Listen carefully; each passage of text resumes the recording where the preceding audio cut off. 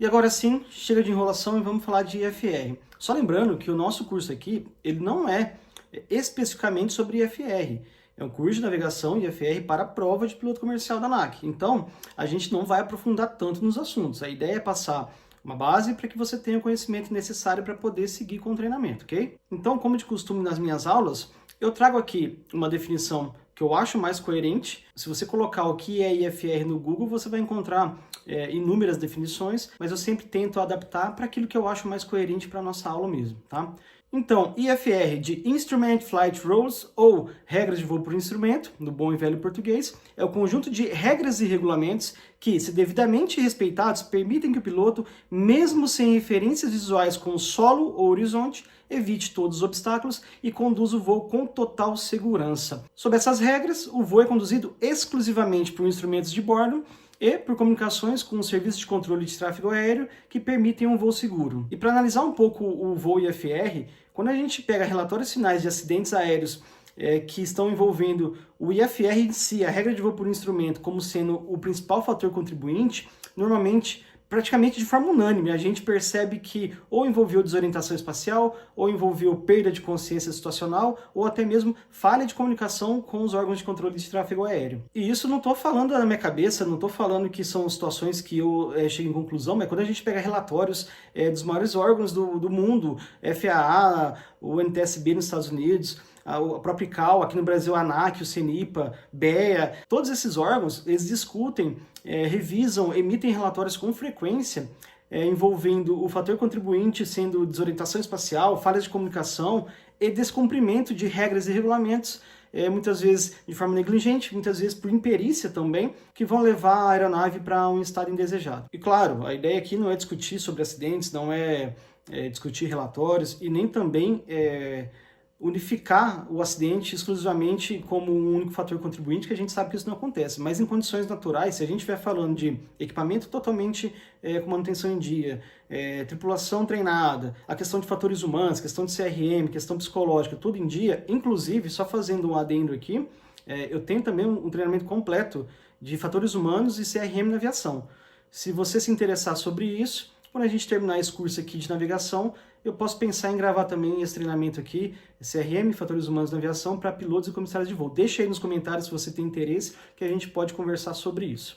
Voltando aqui, em todas as condições normais, situações de fatores humanos em dia, psicológico, questão de manutenção aeronáutica, questão de equipamento na sua melhor qualidade, tripulação treinada, o acidente aéreo, normalmente ele vai acontecer quando envolve a regra de voo por instrumento como um fator contribuinte, a questão da desorientação espacial, a questão de falha de comunicação com o serviço de controle de tráfego aéreo, a questão da falta de consciência situacional, exclusivamente por causa de não cumprimentos de regras e não cumprimentos de regulamentos. Eu vou enfatizar isso muito, vou falar muitas vezes sobre isso, porque é o que a gente vai estudar. Você vai perceber que muitos acidentes, muitas imprudências, inclusive cansei de ver vídeo na internet aí, pessoal até às vezes produzindo prova contra si mesmo, negligenciando regras, furando algumas regras, alguns regulamentos, que por sorte estão aí, o vídeo está aí, deu tudo certo, mas que poderia ter sido muito complicado. E uma vez que você entender isso aqui, você vai perceber que voar sobre regras de voo por instrumento se torna muito mais seguro do que no voo visual, onde você tem que ser completamente responsável pela navegação da aeronave. Quando a gente fala de voar por instrumento, a gente seguindo as regras todas à risca, seguindo todos os regulamentos, a gente consegue conduzir o voo com total segurança o tempo todo sob contato com os controles de tráfego aéreo e a gente faz um voo sempre muito mais seguro. Essa aí sim minha humilde opinião aqui. Mas vamos adiante. Eu queria trazer aqui para vocês algumas fotos, para você só dar uma analisada aqui comigo, para a gente poder conversar um pouco. Olhando essa imagem aqui, se a gente lembrar um pouco do voo visual, a gente tem várias regras para conduzir o voo com referências visuais. E a gente sabe as regras, 5.000 metros de visibilidade, 1.500 pés de teto, tem todas aquelas regras de separação com a nuvem e tudo mais.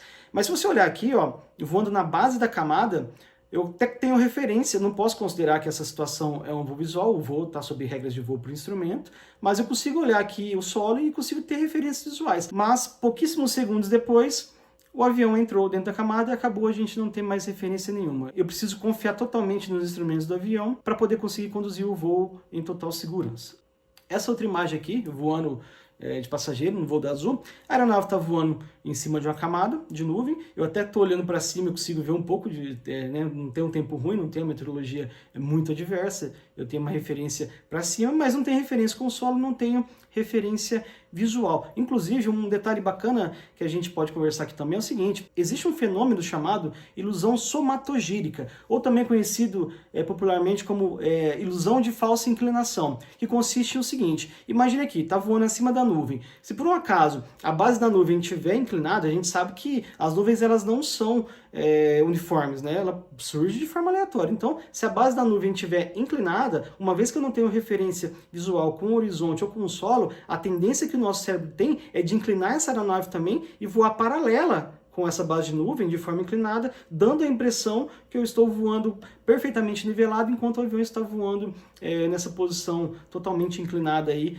fora da sua trajetória, fora do voo, de forma segura, digamos assim. E talvez você possa até se perguntar, até porque eu já me perguntei antes de ter experiência de pilotar um avião, sobre regras de voo para o instrumento. Eu lembro muito bem, eu falava, será mesmo que isso acontece? Será que a gente não consegue confiar? Será que a gente não pode confiar na nossa intuição, no nosso corpo? E não pode, né? Aí envolve toda uma questão fisiológica, envolve a questão de medicina aeroespacial, fisiologia de voo mesmo. Parece que é uma coisa que só vivendo mesmo para você ter essa experiência, mas assim, basicamente a gente não consegue ter a mínima noção de como o avião está de verdade se a gente for confiar somente no nosso corpo e nos nossos instintos. Mas voltando aqui para a imagem, esse avião já estava em aproximação para pouso, estava descendo, então ele entrou na camada de nuvem. Pronto, agora a gente não tem mais nenhuma orientação, o avião está totalmente dentro da nuvem e continuou descendo mais, e a meteorologia foi ficando pior, até o momento que não dava praticamente nem para ver a ponta da asa. E aqui a gente está conseguindo ver a ponta da asa por causa de duas coisas. Primeiro, a lente da câmera do celular, devido ao vidro, o material, não sei, que é feito a lente, ele vai de alguma forma filtrar essa luz, permitindo que a gente consiga enxergar mesmo. Se você fizer experiência, às vezes num dia chuvoso e tiver no carro, que tiver com baixa visibilidade, experimente colocar o seu celular, apontar, ligar a câmera, você vai perceber que na câmera você consegue enxergar muito melhor para fora do carro do que a sua própria visão. E claro, né, não vai fazer isso dirigindo. Mas voltando aqui, além da câmera do celular filtrar a questão da luz, os smartphones mais novos, eles têm algoritmos de processamento de imagem que vão melhorar brilho, nitidez, melhorando a qualidade. E eu lembro perfeitamente dessa foto que eu tirei, que quando eu tirei a foto eu não conseguia ver nada, mas na imagem até dá para ver um pouquinho da pontinha do inglete aqui do avião, porque é um pouco mais escuro o azul, a gente consegue ver. Então, basicamente, o IFR, de forma bem resumida, eu estou falando de regras que permitem que uma aeronave seja conduzida exclusivamente em confiança com os instrumentos de bordo. E também é importante dizer isso, que a comunicação com o serviço de controle de tráfego aéreo, mas principalmente sempre seguindo as regras e os regulamentos. IFR exige treinamento, exige homologação, a aeronave ela tem que ser certificada, ela tem que ser homologada, o piloto tem que ser habilitado, por isso que treina muito, por isso que se estuda muito, por isso que você normalmente vai para o simulador IFR antes de ir para o voo real. Nada te impede de você ir direto para o voo real, mas é recomendado demais que você faça o simulador primeiramente, por questões de segurança mesmo, você pode errar muito mais no voo simulado, e também porque é mais barato, né? A hora de voo de simulador é muito mais barato em relação à hora de voo de um avião real. Então, galera, basicamente é o que eu disse aqui. Não é um curso exatamente sobre IFR, a ideia não é aprofundar o conhecimento aqui, a ideia é fazer uma breve introdução sobre os conceitos, porque a gente tem que focar mesmo nas provas de navegação, que é o propósito do meu treinamento aqui, tá? O que eu queria, assim, enfatizar e ser muito redundante é que você guarde isso para a sua vida. Eu sempre falo muito para os alunos em sala de aula, eu dou muita ênfase nisso, que se eu cumprir as regras, se eu cumprir os regulamentos, quando a gente fala do voo por instrumento, o nosso voo é possível ser feito com total segurança. E talvez, eu enfatizando aqui, você possa não conseguir entender direito, talvez não faça muito sentido agora, mas quando a gente começar a entender, quando a gente começar a estudar essas regras, esses regulamentos, quando a gente conhecer as cartas aeronáuticas, quando a gente ver quais são os procedimentos, você vai ver que é só cumprir as regras, é só cumprir os regulamentos. Inclusive, a gente vê que muita gente aí é negligente, simplesmente nem às vezes por falta de imperícia, a pessoa já estudou, já aprendeu, mas assim, é a questão da violação. A gente tem que ter essa determinação, e a gente aprende lá nos cursos de CRM a diferença de errar e de violar. Errar é quando eu cometo algo falho, faço algo que não esteja correto, sem saber que aquilo é correto. E na aviação, o erro ele é passivo de aceitação. Agora, a violação é eu fazer algo que eu sei que está errado e mesmo assim eu faço. Dirigir mexendo no celular é uma violação, ou seja, eu sei que não pode, mas muitas pessoas vão lá e fazem isso. Então você vai ver que às vezes, muitos dos acidentes, muitos dos incidentes, nem são necessariamente por questões de imperícia. A pessoa sabe voar, ela conhece, ela já é habilitada. A questão é que, por violação, por pressa, por pegar atalhos, por costume, o piloto deixa um pouquinho de lado a regra, deixa de lado o regulamento para poder agilizar um voo, um processo, e acaba levando a aeronave para um estado indesejado. É isso que eu queria falar para vocês. Na próxima aula a gente vai entrar em auxílios rádio. Eu queria que você me contasse o que você está achando, deixasse aí nos comentários dúvidas, perguntas, o que você quiser. Curta esse vídeo, compartilhe com seus amigos, se inscreva no canal, ative aí o sininho para poder receber as próximas aulas. A gente se vê em tantas outras aulas. Um abraço e tchau!